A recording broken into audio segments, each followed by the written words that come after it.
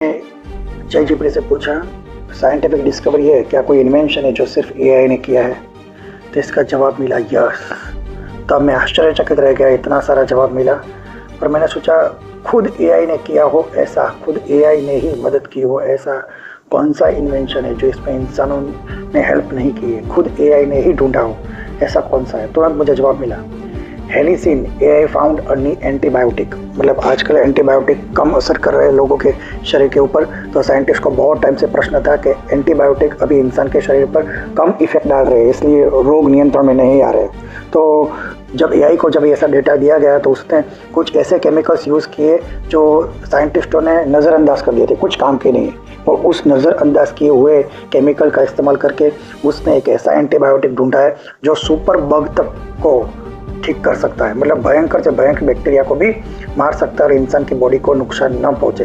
तो ये गजब का एक डिस्कवरी है। इसको ऐसा कहा गया है कि मेडिसिन की हिस्ट्री में एक नया चमत्कार। दूसरा, AlphaFold by DeepMind. DeepMind नाम का एआई था, उसने अल्फा फोल्ड ढूंढ लिया है।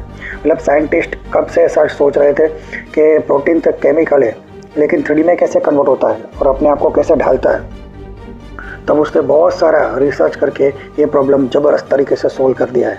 और ये क्यों बड़ा एक्सपेरिमेंट माना गया है, ये इन्वेंशन बड़ा माना गया है, इसका कारण यह है क्योंकि प्रोटीन के स्ट्रक्चर को समझने के लिए साइंटिस्ट नहीं समझ पा रहे थे। तो एआई ने ऐसा मॉडल पेश किया जिससे साइंटिस्ट प्रोटीन को एकदम ठीक तरीके से समझ पा रहे हैं और इससे मेडिकल और बायोलॉजिकल रिसर्च में बहुत ही चेंज आ जाएगा। और साइंटिस्ट इसको बहुत ही बड़ा साइंटिफिक रेवोल्यूशन मानते हैं, मतलब वैज्ञानिक क्रांति भी इसको मानते हैं। इसको बहुत बड़ा अचीवमेंट माना जाता है। एआई डिज़ाइन में भी बहुत ही ज़्यादा एआई मशीन पार्ट्स बनाने में कामयाब हो गया है। इंजीनियरों ने उनको कुछ क्रिएटिव डिज़ाइन बनाने को कहा था, प्लेन के, ब्रिज के और व्हीकल के। क्रिएटिव डिज़ाइन बनाओ जो सस्टेनेबल हो और बहुत ही काम में आए।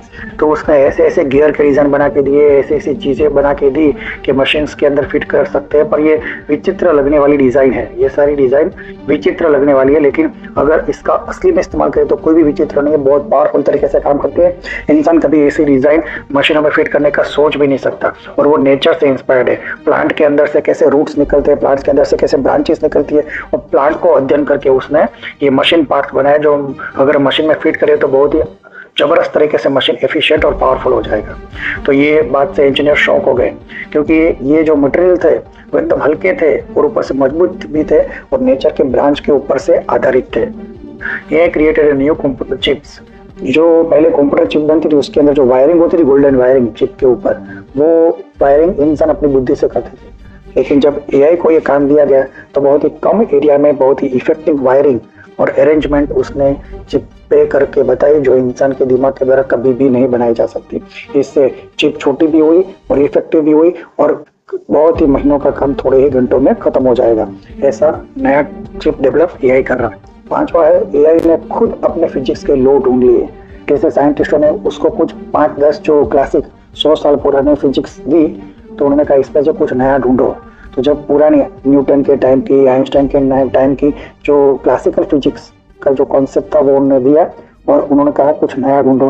तो उन्होंने जो एआई ने जो ढूंढा वो बिल्कुल मॉडर्न फिजिक्स के साइंटिस्टों ने जो अभी ढूंढा है, जो मॉडर्न साइंटिस्टों ने अभी जो मैथमेटिकल इक्वेशन से जो क्वांटम फिजिक्स को सब ढूंढा है वो उसने अपने आप ढूंढ लिया बिना किसी इंसान की मदद के। तो साइंटिस्ट चौंक गए कि इतना मैथ्स का और डीपली अध्ययन, ये बहुत ही गजब बात है।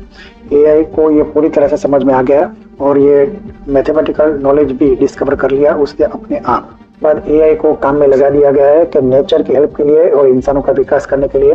तो स्ट्रॉन्गर बैटरीज बनाई जा रही है, कौन कौन से एलिमेंट, कौन कौन से मटेरियल कहाँ पे यूज़ कर सकते हैं, फास्ट चार्जिंग मटेरियल कौन से है और बेटर सोलर सेल्स कैसे बनाए, और ये सब करने के लिए एआई को छोड़ दिया गया है पूरी तरह से।